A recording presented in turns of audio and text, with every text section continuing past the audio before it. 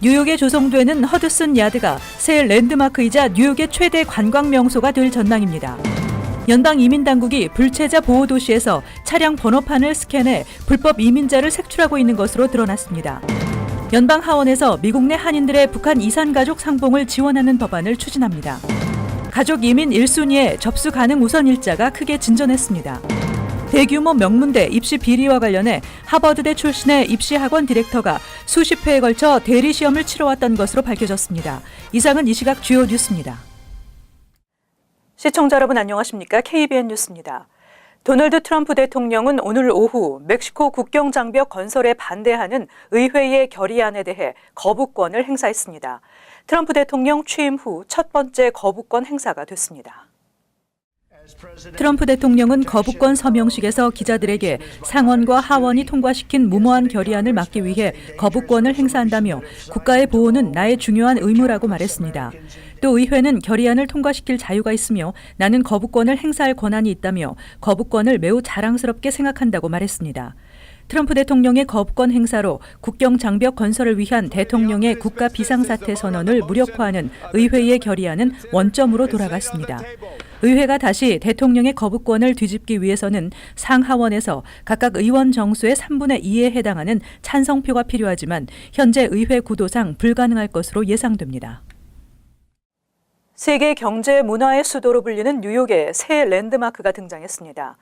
민간 부동산 개발 사업으로는 역대 최대 규모로 알려진 허드슨 야드가 그 주인공인데요. 오래된 대형 철도역과 주차장, 잡초가 무성한 보도 등이 있던 버려진 땅이 뉴욕의 최대 관광 명소이자 아이콘이 될 전망입니다. 지한샘 기자가 전해드립니다. 도시형 복합 공간인 허드슨 야드의 일부 시설들이 오늘부터 단계적으로 개장합니다.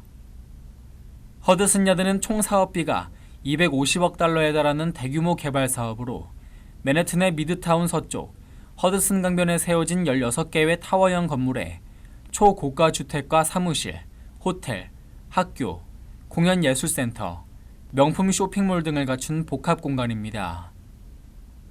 오늘 개장한 7층짜리 쇼핑몰 쇼벤 허드슨 야드에는 까르띠에와 디오르, 펜리 같은 명품 브랜드부터 패스트 패션 브랜드 자라, H&M, 맨해튼에 처음 문 여는 백화점 니먼 마커스 등이 입점합니다.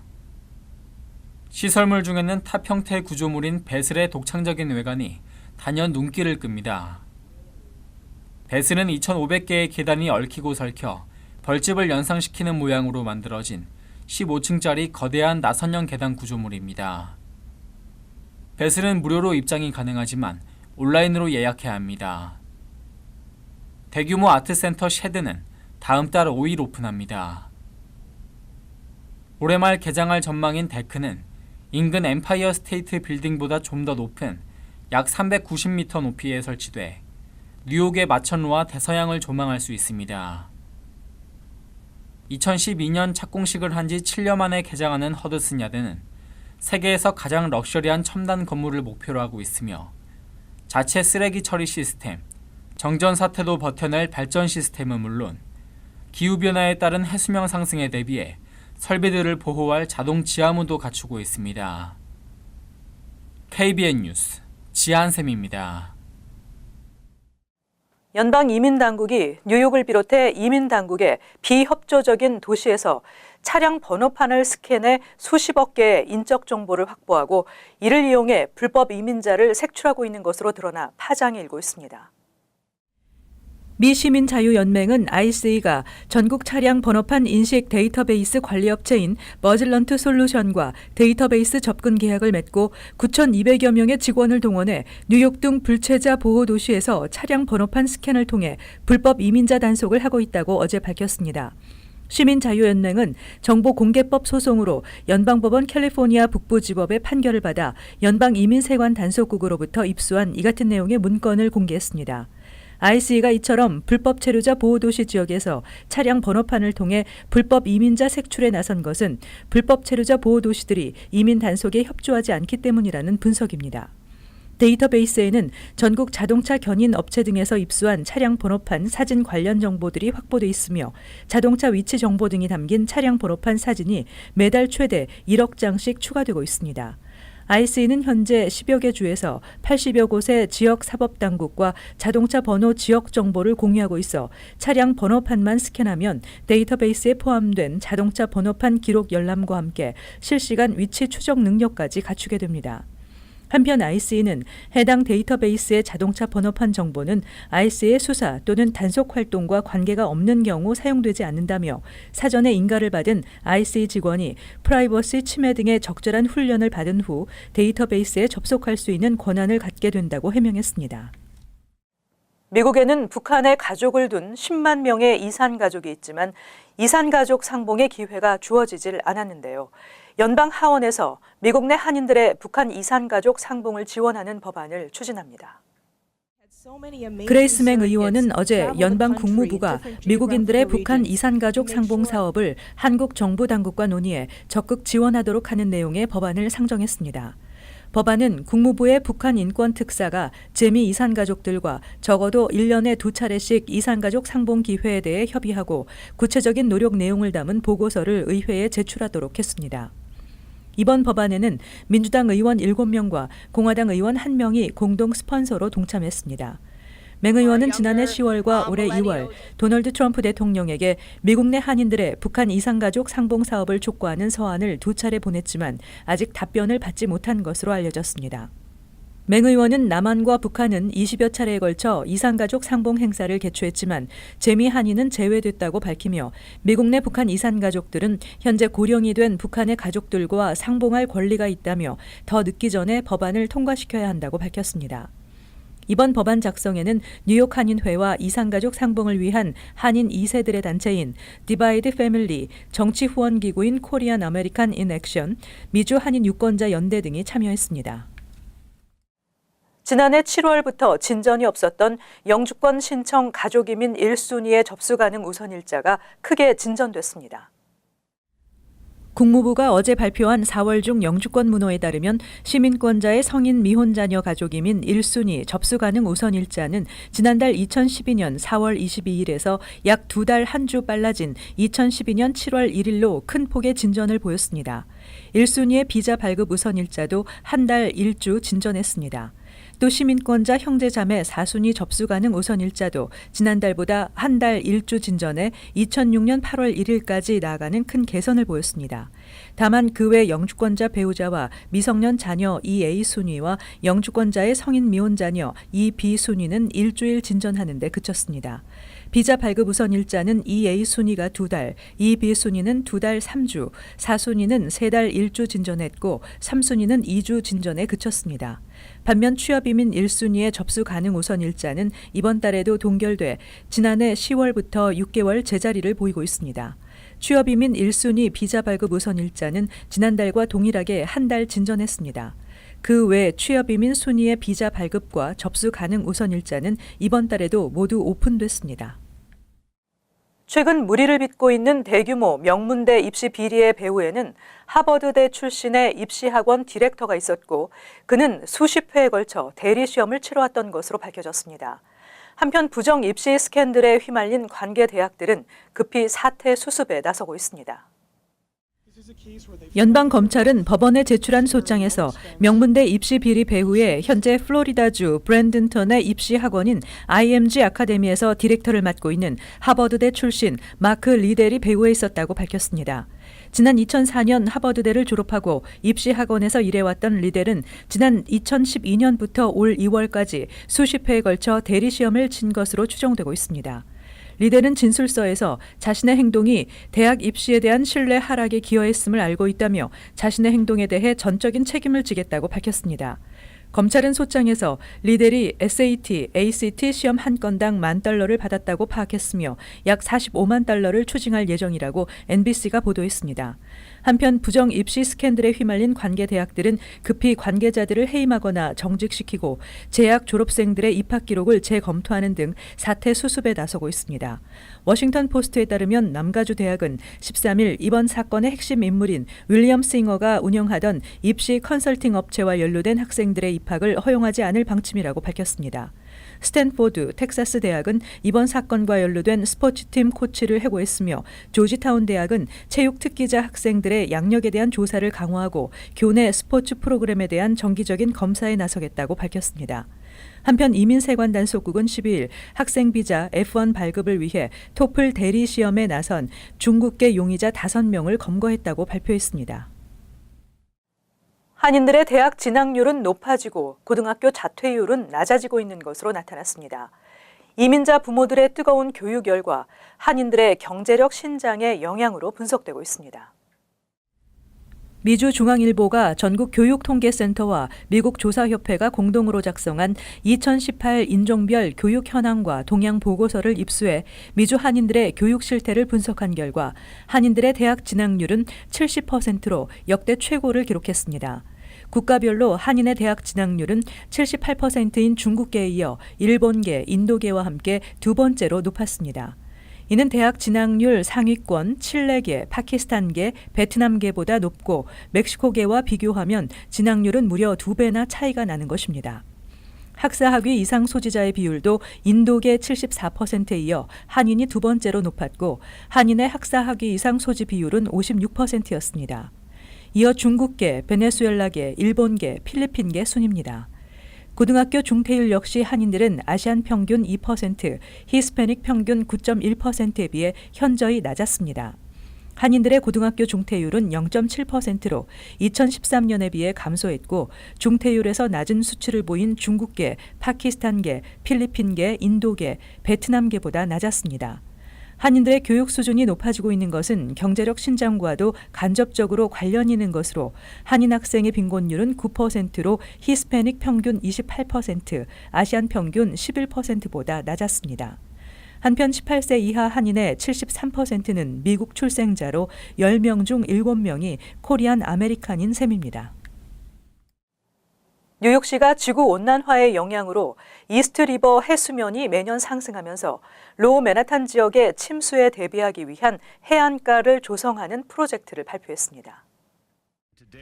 빌 드블라지오 뉴욕시장은 어제 기자회견을 열고 맨하탄 시포트와 파이낸셜 디스트릭트 사이 0.9마일 구간 앞 이스트리버를 매립하고 너비 500피트, 높이는 현재 해수면의 20피트 이상의 해안가를 조성하는 로우 맨하탄 기후보건력 보고서를 발표했습니다.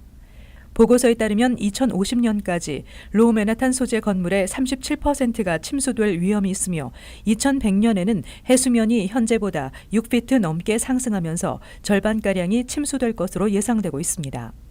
또 로우 맨하탄 지역은 지난 2012년 허리케인 샌디가 강타했을 당시 홍수로 인해 수십억 달러의 재산 피해가 발생하는 등 허리케인에도 취약한 상황입니다. 이에 따라 뉴욕시는 100억 달러의 예산을 투입해 늦어도 2021년까지 새 해안가 조성 공사에 착수하겠다는 계획입니다. 이 밖에 뉴욕시는 5억 달러의 예산을 투입해 배터리파크와 맨하탄 브릿지, 브루클린 브릿지 등 해안가 3.3마일 지역에 이동식 방파제 등 예방시설을 건설해 홍수와 허리케인에 대비할 것이라고 밝혔습니다. 뉴저지주 팰리세이즈 파크에서 시범 운영 중인 스마트 주차 미터기가 주 전역으로 확대될 움직임을 보이고 있는 가운데 이에 대한 찬반 의견이 엇갈리고 있습니다. 뉴저지주 하원이 스마트 주차 미터기의 주 전역 확대 설치를 승인한 데 이어 상원도 투표를 앞두고 있습니다. 법안이 상원도 통과하면 필 머피 주지사의 서명 절차만 남겨두게 됩니다. 스마트 주차 미터기는 카메라가 설치돼 있어 교통 흐름을 파악하는 역할을 하며 차량의 주차 시간이 끝난 뒤 주차비를 지불하지 않을 경우 자동으로 티켓이 발부되고 우편으로 발송하게 됩니다. 주정부는 스마트 주차 미터기를 사용할 경우 이전보다 더 많은 벌금을 걷어들일 수 있을 것으로 파악하고 있어 일부에서는 결국 세수 확대를 위한 조치라고 비난하고 있습니다. 뉴저지주는 해마다 250만 장의 주차 위반 티켓을 발부하고 있는데 스마트 주차 미터기를 사용한 지역은 사용 5개월 만에 주차 위반 벌금 티켓이 190%나 늘어난 것으로 조사됐습니다.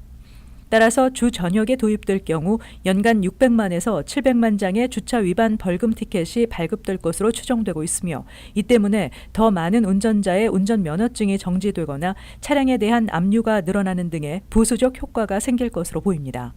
스마트 주차 미터기의 주 전역 확대 설치 가능성이 높은 가운데 일부 의원들은 이를 설치하려는 목적이 세수 확대가 아니라 주민을 위한 것이어야 한다며 반대 의견을 보이고 있습니다. 넉 달 넘게 나타나지 않아 온갖 소문과 추측을 낳게 했던 미국 복권 사상 개인 최고액 당첨자는 여성이며 여러 자선단체에 기부를 원하고 있다고 당첨자의 변호사가 밝혔습니다. 지난해 10월 15억 달러 상당의 메가밀리언에 당첨된 잭팟의 주인공은 복권 판매지인 사우스캐롤라이나 주 법에 따라 신원이 공개되지 않았지만 당첨자의 변호사는 당첨자가 여성이며 사우스캐롤라이나 주민이라고 밝혔습니다. 잭팟 복권은 작년 10월 말 사우스캐롤라이나 소도시 심슨빌에 있는 편의점 케이시마트에서 팔렸습니다. 당첨자는 8억 7,800만 달러를 현찰 일시불로 받는 캐시 옵션을 선택했습니다. 변호인은 이 여성은 다른 도시에 살고 있는데 심슨빌에 왔다 남는 시간에 드라이브를 즐기던 중 큰 잭팟이라고 붙어있는 편의점 광고판을 보고 차를 주차한 뒤 복권을 구매했다고 전했습니다. 당첨자는 심슨빌 아트센터를 비롯해 사우스캐롤라이나 컬럼비아 로널드 맥도널드 자선하우스 등 여러 단체에 당첨금 일부를 기부할 예정이라고 밝혔습니다. 한편 내일 추첨 예정인 파워벌 당첨금이 5억 달러에 육박하면서 또다시 복권 열기가 높아졌습니다. 5억 달러는 역대 파워벌 당첨금 8위에 해당하며 일시불로 수령할 경우 세금을 제외하고 약 3억 달러를 받게 됩니다.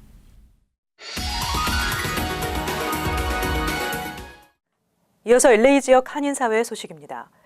캘리포니아주 상원이 3.1운동 100주년 기념 결의안을 채택했습니다.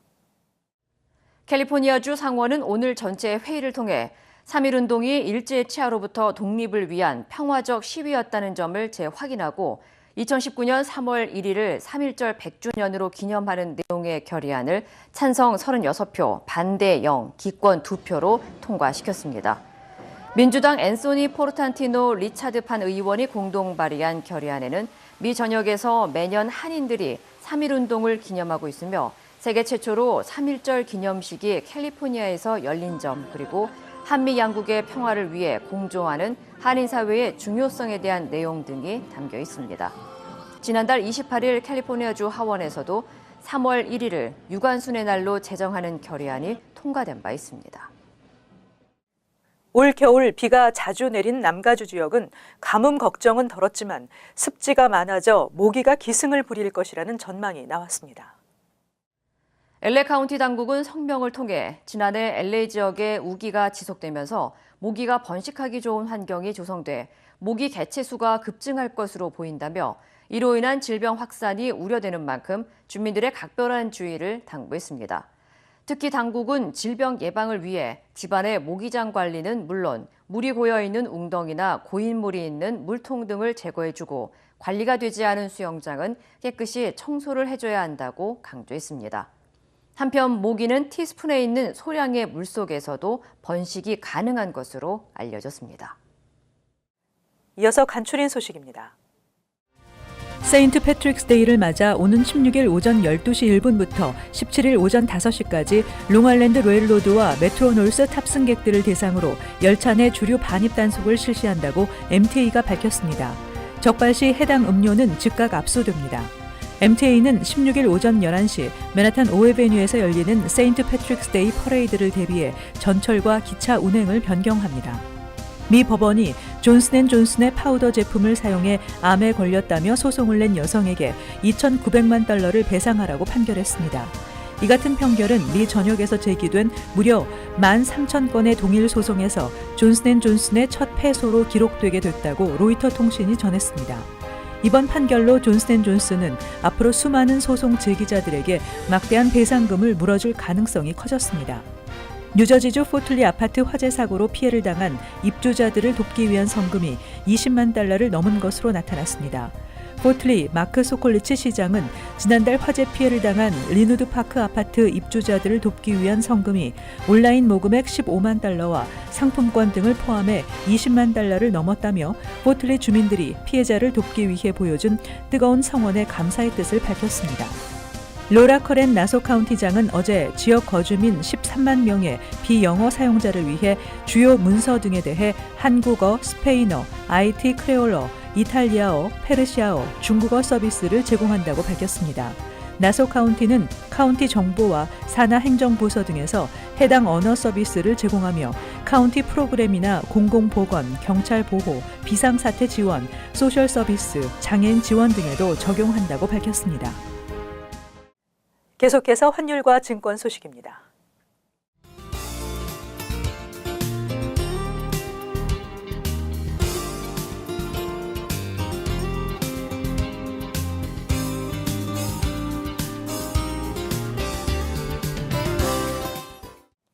끝으로 날씨 전해드립니다. 토요일 대체로 맑겠습니다. 낮 최고 기온은 50도, 섭씨 영상 10도, 밤 최저 기온은 31도, 섭씨 영하 1도 예상됩니다. 일요일 역시 대체로 맑겠습니다. 월요일 가끔 흐리겠습니다. 이상으로 KBN 뉴스를 마칩니다. 시청해주신 여러분 고맙습니다.